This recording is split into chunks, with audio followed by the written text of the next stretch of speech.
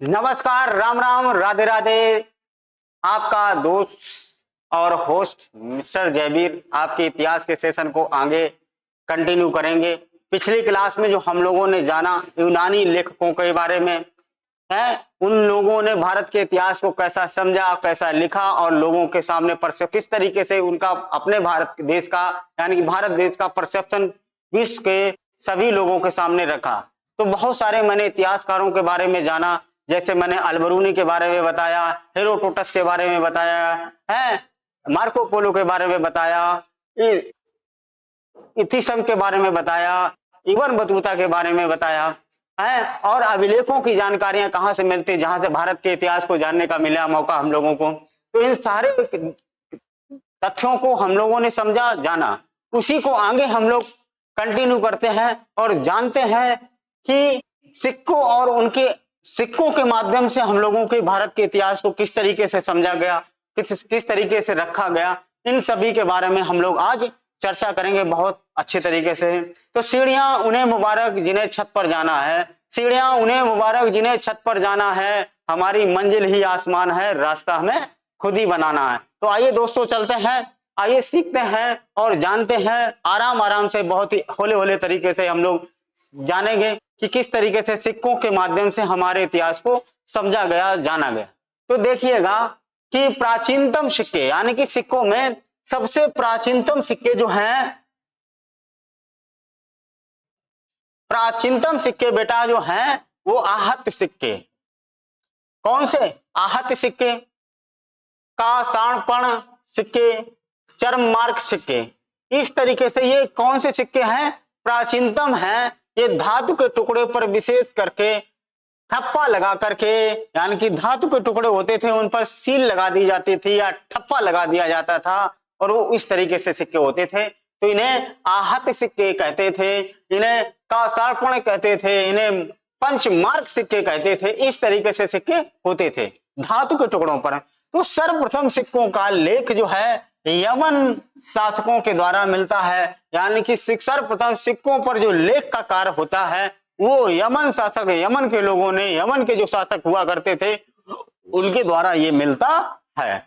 आगे चलते हैं कि समुद्रगुप्त की वीणा बजाते हुए मुद्रा वाले सिक्के से सबसे उसके संगीत और प्रेमी का होना प्रमाण, यानी कि जो समुद्रगुप्त था वो वीणा बजाते हुए अपने सिक्कों पर दिखाया जाता है। तो इससे ये लगता है कि जब वो वीणा बजाते हुए दिखाया गया है तो पक्का है कि वो वीणा बजाता होगा। वीणा एक यंत्र होता है, वादक यंत्र होता, वो बजाता है।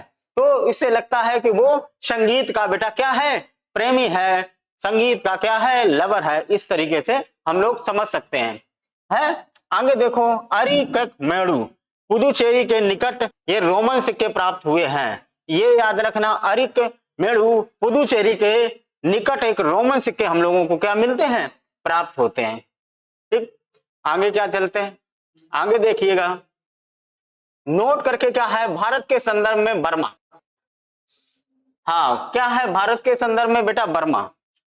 ये देखिएगा किस तरीके से ये चाइना है और बहुत सारे कंट्रियां हैं।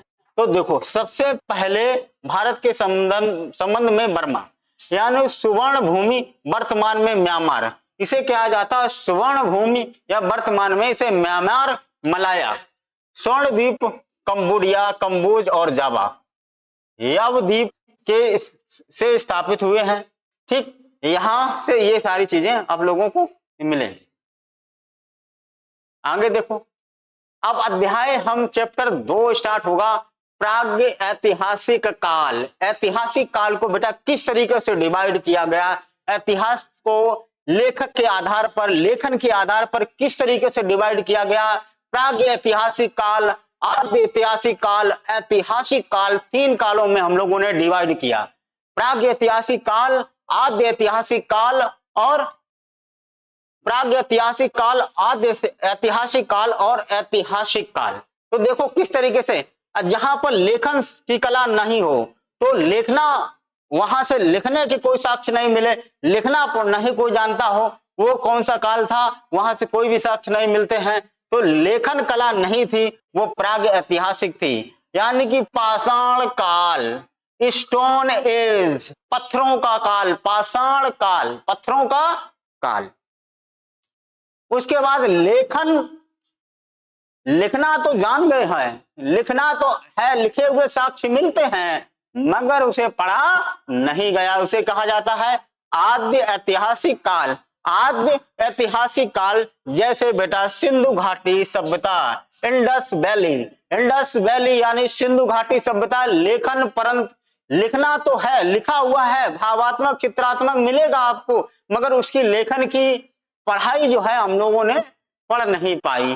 ठीक है, तो ये लेखन मिलता है परंतु अपठनीय है, उसे पढ़ा नहीं जाए। और ऐतिहासिक काल में पठनीय है, लेखन है, यानी कि हम लोग पढ़ भी सकते हैं और उस भाषा को, उस लेख को हम लोग लिख भी सकते हैं।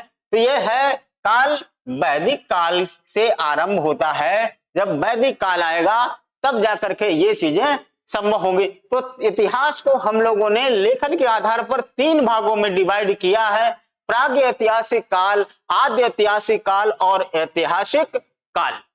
ठीक है, यहां तक आप लोगों को समझ में आया होगा। कोई डाउट हो तो जरूर कमेंट बॉक्स में आप लोग कमेंट करें, मैं हर एक कमेंट का रिप्लाई देता हूं बेटा, हर एक कमेंट का रिप्लाई देता हूं और साथ साथ में आपके कमेंट पढ़ते हैं।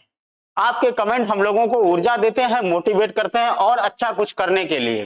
तो आप लोग जरूर जब भी आप वीडियो को देखें तब आप कोई ना कोई आप कमेंट जरूर करें, जिससे हमें लगे कि हाँ हमारे वीडियो को लोग किस तरीके से पसंद करते हैं। तो अपने अपने विचार जरूर रखा करें, सुधार की कोशिश होगी वो बेटा सुधार भी किया जाएगा, क्योंकि इंसान जिंदगी भर सीखता है और सीखता रहेगा। जब तक उसका जीवन है तब तक उसने सीखना होता है। तो कहीं ना कहीं आप लोगों को ये भी समझना है कि अगर आज कंटेंट इस तरीके से पेश हो रहा तो धीरे धीरे कहीं ना कहीं बहुत ज्यादा सुधार किया जाएगा, कुछ ना कुछ और भी इंप्रूवमेंट करेंगे, अपने पढ़ाने के तरीके में करेंगे। हैं आप लोग बस हमारे चैनल के साथ में बने रहें और ऐसा ही अपने हमारे साथ में प्यार मोहब्बत बनाए रखें। तो आइए दोस्तों, ये 3 हम लोगों ने ये काल समझ लिए लेखन के आधार पर। अब आगे हम लोग चलते हैं साक्ष्य, एविडेंस। एविडेंस बहुत जरूरी होते भैया हर किसी के साथ में। ठीक, एविडेंस मांगेगा भैया पुलिस वाले बहुत लोग, एविडेंस क्या है? तो देखिएगा कि साक्ष्य का एविडेंस ज्ञानी मानव होमोसेपियंस का प्रवेश इस धरती पर आज से लगभग 30 से 40 हजार वर्ष पूर्व हुआ था। यानी कि होमोसेपियन, देखो ये लग रहा है ये हम लोगों के भैया पुरखे हैं। हाँ ये देखो कैसे गुलू गुलू गुलू गुलू कर रहा है भाई, ये देखो क्या बात है, ये देखो साक्ष्य मिल रहा है। इस तरीके से होमोसेपियंस है। हाँ, तो भारत का प्राचीनतम मानव कपि श्वेत गिब्बन, जो कहां से मिलेगा? श्वेत गिब्बन असम से मिले। भारत में मनुष्य का प्रथम प्रमाण जो है, भारत में मनुष्य का प्रथम प्रमाण आपको नर्मदा वैली में मिलेगा, नर्मदा घाटी में मिलेगा, नर्मदा घाटी में मिलेगा। वाटर ब्रुश फुट, भारत में पुरापाषाण कालीन औजारों की खोज, हाँ इसके द्वारा की जाती है। भारत में पुरापाषाण कालीन औजारों की खोज कौन है? Robert brush foot. पुरापाषाण काल औजार देखो, प्रथम पुरापाषाण काल कलाकृति पल्लवरम तमिलनाडु से यहां से प्राप्त होती है प्रथम पुरापाषाण काला कलाकृति। भारत का प्राचीनतम नगर की बात करेंगे तो मोहनजोदाड़ो, मोहनजोदाड़ो जिसे कहा जाता है, मोहनजोदाड़ो का है कि मृतकों का टीला बेटा, मृतकों का टीला, ये भारत का सबसे प्राचीनतम नगर है। सबसे भारत का प्राचीनतम नगर कौन है? जब सिंधु घाटी सभ्यता की खोज या हड़प्पा सभ्यता की खोज चल रही थी तो सबसे प्राचीन जो नगर की मिला था हम लोगों का वो है मोहनजोदाड़ो। आगे चलते हैं, प्राग ऐतिहासिक काल, पाषाण काल। अब इसको भी हम लोगों ने किस तरीके से डिवाइड किया, देखिएगा किस तरीके से बेटा डिवाइड किया है कि हाँ देखिएगा कि पाषाण काल को देखो, पूरा पाषाण काल, मध्य पाषाण काल मीडियम, और उसके बाद में है नव पाषाण काल। पूरा पाषाण काल, पाषाण काल और नव पाषाण काल, हम लोगों ने 3 प्राग ऐतिहासिक काल को भी मैंने 3 भागों में डिवाइड किया गया है। पुरा पाषाण का अध्ययन में सुविधा होती है, सहूलियत होती है। इस कारण 3 इसके एज पीरियड कर दिए गए। देखो पुरा पाषाण काल में मानव क्या था? आखेट था, संग्राहक था। यानी कि आखेट का मतलब शिकारी था, है, जिंदा मांस खाता था, है, कहीं इधर कहीं उधर शिकारी करता रहता था बस। उसके बाद आग का आविष्कार, आग का आविष्कार। उसके बाद देखो नवपाषाण काल में पहिए की खोज बहुत पूछा जाता है। कृषि का आविष्कार नवपाषाण काल में, स्थायी निवास, लोग अब आखेट का जीवन नहीं जी रहे हैं। पशुपालन, कुत्ता प्रथम पशु जानवर था जिसे पालन किया गया था। कुत्ता प्रथम पालतू जानवर था। यहां तक बात समझ में आ गई। आगे चलते हैं। कृषि और औजार, कृषि और औजार। देखिए कि आविष्कार, आविष्कार जो कृषि और औजारों का आविष्कार जो होता है बेटा नवपाषाण काल में होता है। ठीक, औजार क्या?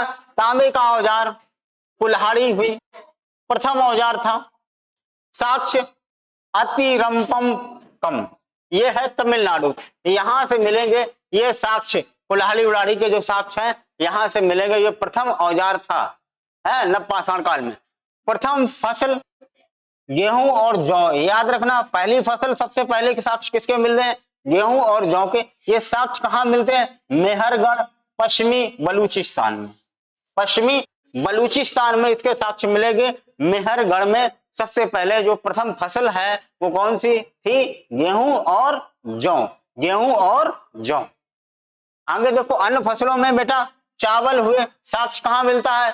कोल्डी हवा, उत्तर प्रदेश में। क्या बात है, गोल्डी कोल्डी कोल्डी हवा उत्तर प्रदेश में, यहां से मिलेंगे। आइए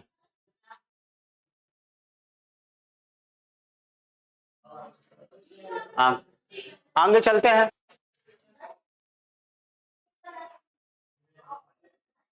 आगे देखिएगा कि बर्तनों के आधार पर प्राचीन संस्कृति पूर्व हड़प्पा सभ्यता।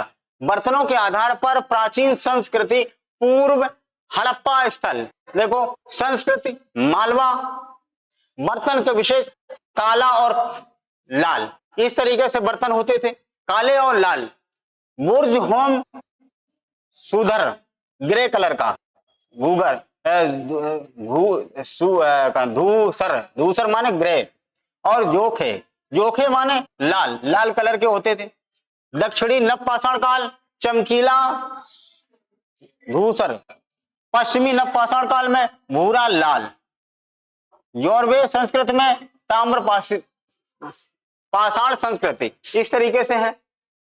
और ईमान गांव नामक बस्ती इस तरीके। आइए आगे चलते हैं। देखो नोट में क्या बेटा दिया गया? नोट में क्या दिया गया है कि भारतीय नागरिक सेवा के अधिकारी रीजले प्रथम व्यक्ति थे जिन्होंने प्रथम बार वैज्ञानिक आधार पर भारत की जनसंख्या का प्रजातीय विभेदीकरण किया। ठीक, यहां से यहां तक। आई होप आप लोगों को ये क्लास पसंद आई होगी। अगर आप लोगों को पसंद आए तो मेरे चैनल पर जरूर मेरे चैनल को लाइक करें, कमेंट करें और दोस्तों के साथ में शेयर करें।